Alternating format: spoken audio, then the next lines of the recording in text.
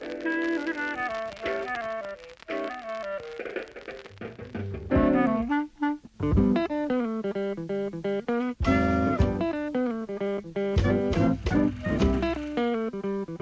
everyone, and welcome back to the second episode of the Morning Tapes podcast. My name is Matthew Fontaine, and I hope you are having or had a great morning today.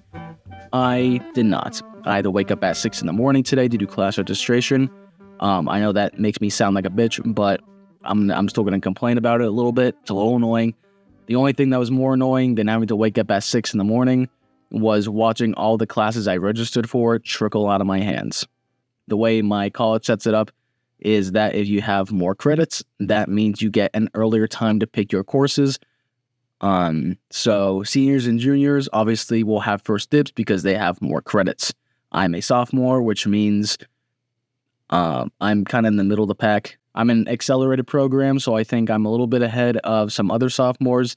That being said, I still had to deal with many courses that I signed up for not being available. Well, actually not many, too, but at 6 in the morning, it's kind of a big deal. To my defense, I've not needed to wake up at 6 in the morning for a while because I set up my schedule to have my first class at 10 o'clock, so I can definitely sleep in. But that's no longer a worry. It's in the past. I don't have to worry about that until a few months from now when I have to do class registration for my junior year. I'm so excited for that, but it doesn't matter because here we are today. We're here, the second episode of the Morning Tapes. We're all excited. And let's go. All right, so kicking us off, I think I'm going to introduce the new segment of the show, which is the news of the film and television industry. Today, we are focusing on two new projects. These pieces of information will be slightly old when the episode comes out, but that's okay because I feel like they're still worthy to talk about and discuss. So, the new installation to the Scream franchise, Scream number 7, has been announced, and the trailer is out now. I watched the trailer for it, and to be honest, I have mixed opinions on it. First of all, most concerningly, it is in the territory of dump months. For those of you who are unaware of what dump months are, they are the time periods of the year where movies are released because they are expected to have a low audience during that time. So, movies with maybe a poorer production quality or a poor storyline, or companies that are aware that the movie is going to be bad, they release them during these time periods of the year because they know that the audience will be low. These periods of time are typically January, February, or August through mid-September. Scream 7 happens to release on February 27th, 2026. In other news, we are talking about the release of Stranger Things Season 5, the final season to the very large Netflix show. Today, Netflix just released the final trailer of the Stranger Things Season 5 Phase 1. I think it's fair to say that they'll release more trailers for the upcoming season or upcoming phases of the 5th season. November 26th, Phase 1. Christmas Day, they're releasing an episode, and then New Year's Eve, they are also releasing the final episode in the series finale. This season is planned to be huge. Multiple actors have said that this is going to be the best season yet, and that we are apparently not ready. There was a rumor out there that said that every episode was going to be feature film length, which means like an hour and a half and above. And I'm glad that they did not do that because the episodes don't necessarily need to be that long. I do feel like if they absolutely wanted to do that, they absolutely could, because with the universe of Stranger Things, there's definitely a lot to explore with that. So I'm personally excited to, see the finale of this show and how they wrap it up.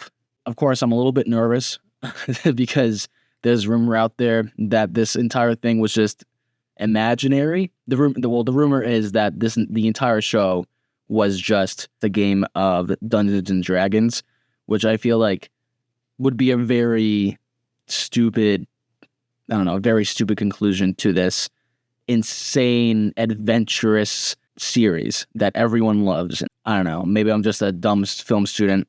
Maybe it'll be cool. What do I know? I'm not the head writer of Stranger Things. I guess we'll just cross that bridge when we get to it. But yeah, so that'll do it for the news segment of the show. So we'll most likely continue this news segment with every episode and every installment to the show. I think it's a good idea. If no one else agrees with me, then we'll cut it. But yeah. I don't know. I like just talking to myself in my room for like 20, 30 minutes being like, go check out this movie. Or if my movie comes out December 19th, it's called Gone Awry, and I've been working on it all year, so make sure to go check it out. So with that transition, let's talk about Gone Awry. The last episode, we discussed the pre-production of Gone Awry. The script is finished, thank Christ. And now it's time to just get the final roles in there and see what is up. So, this is going to sound really selfish, but I play the main character, James Dolly. I was really stupid with the names, and for most of them, there's usually a pun or a reasoning. So the majority of Gone Awry will follow the perspective of James and how he lives his life as a college student. Obviously, there's going to be some parts of myself in there. A lot of the characters in the film are kind of portrayed by the actor that's playing them. Of course, I don't want like someone with a very insecure personality to play this big frat guy, because that's unrealistic and that's not going to be it's not going to be very good for the film. You don't have to be a rocket scientist to figure that one out. So moving on to other characters, there's a few other people that I need to still contact and just make sure they're able to help out with the film. But yeah, for the most part, we have all of our characters and we're going to go over them today. So we can dive into the other actors of Gone Awry and why I decided to give each of the actors their position and their role. Starting us off, we have Ian Rosenay, who will be playing the character Kyle Tulip. Kyle Tulip will be a supporting actor of James Dolly. I don't want to say too much about the character because I don't want to spoil too much. I really want my audience to sort of, not obviously not go in blind because, I want them to be interested in watching the film. However, I do not want to give out too much information because the film is not going to be extremely long. And obviously, you show too much information, you show the whole movie. If you see the whole movie in the trailer, what's the point of watching the movie, But yeah, Kyle Tulip will be a supporting actor. I wanted Ian to be in this role because he's a very talented individual. Ian Rosenay has worked in a lot of my other projects for school purposes. When I got the idea to make Gone Awry, he was one of the first people I thought of to be part of the project. We were roommates last year in college, and we got together very well. I would just be really excited to have him part of the project. When writing Gone Awry, I wanted Kyle Tulip's character to have a brother in the film. And this worked out perfectly because Ian Rosenay also has a brother, Harry Rosenay. What I know of him, he puts a lot of time and effort into each and every project that he works on. He's been acting for years now, and he partakes in a lot of school events. And I mean, obviously, I would really love him to be a part of the film. However, he is a very busy individual. We're trying to make the schedules work out, but it might not end up working in the long run. And if it doesn't end up happening, then the brother concept of the film will be scrapped. But that's okay because we have a secondary option of what the film could be. Instead of the brother character, we will be switching to a different actor, and we will be having the role of a dorm roommate and best friend. This role of the new best friend and roommate will be played by Nicholas Shalhoub, who will be playing the character Rocco Ray. Nicholas and I have been roommates for both years of college. Nicholas also puts a lot of time and effort into each and every project that he works on. We've been dorm roommates for 2 years now, and I feel like that this role would suit him the most. Rocco Ray's character would be a very laid-back character, and I guess a frat guy, if you want to call him that. I'm still deciding if maybe we put him in a fraternity, maybe we can do something fun in the film. I like to have some fun with Rocco Ray's character. First of all, fire name. Can we just get a round of applause for that? I mean, that's great writing by me. And either way that this turns out, however casting goes, and if schedules don't line up, then I'm very happy either way that this lines up because both are very talented, and I'm really glad to have either of them in the project. Now let's move on to characters in the Gone Awry film who are much closer to the James Dolly character. For casting, we have Mitchell Maselli to play the character Brady Steeler. Brady Steeler will be James Dolly's direct roommate. In the film, it'll be very apparent, you can't have one without the other kind of concept. But Mitchell and I have been direct roommates for both years of college. Ian, Nicholas, Mitchell, and I were all roommates last year for our freshman year of college. And during that year, obviously, we did grow very close to each other. Last year in our dorm, we had a suite of 8 individuals, 4 bedrooms. And for Mitchell and I, we shared a bedroom because we were direct roommates. So for the 2 characters, I wanted them to be, very close to each other. So, I just felt like it was very fitting to have Mitchell be a part of this role. It'll sort of be like maybe a comic relief of the film. because it's going to be a horror film, but I do feel like some comedy aspects would be beneficial to the overall story. And that about wraps it up for all the characters that I have pretty much locked down. There are some more individuals that I need to reach out to see if they're interested in being part of the film. I have a lot of people that I would love to be part of the film. However, it's getting to that time of the school year where scheduling is more difficult than usual. And there are plenty of shots in the film where I can pretty much get on my own. But for certain scenes that do require a lot of individuals to act, it has certainly been a challenge to make that happen. But I think, I think we'll get there.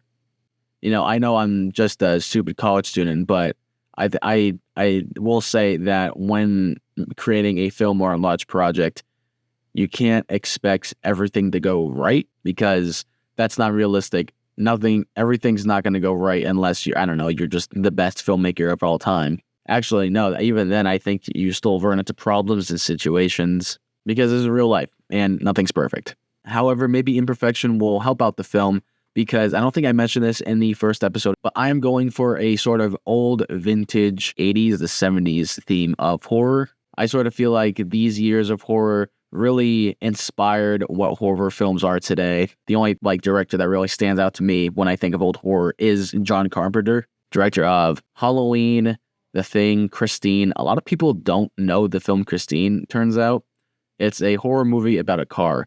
And when I was a kid, it scared the shit out of me. And I think that was actually one of the first horror movies I ever watched. No, I really do love John Carpenter, and you'll definitely see some inspirations from him inside Gone Awry. I will say this about Gone Awry, you get a little sneak peek of the visuals. Even though we are filming on an iPhone, there will be grain added in post-production. I really do love the look of grain in film. I really do think grain adds to the character of a film, and I know that is the most cliche film student thing to ever say in the history of ever. But that's just how I feel.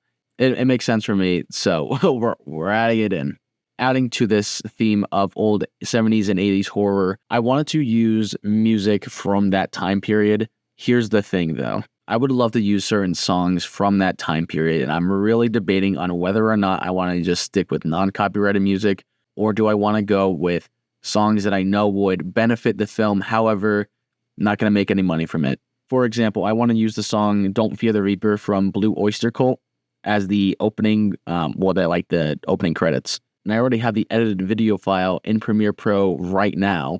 It looks amazing, and it's exactly what I want from a film. However, do I want to use copyrighted music?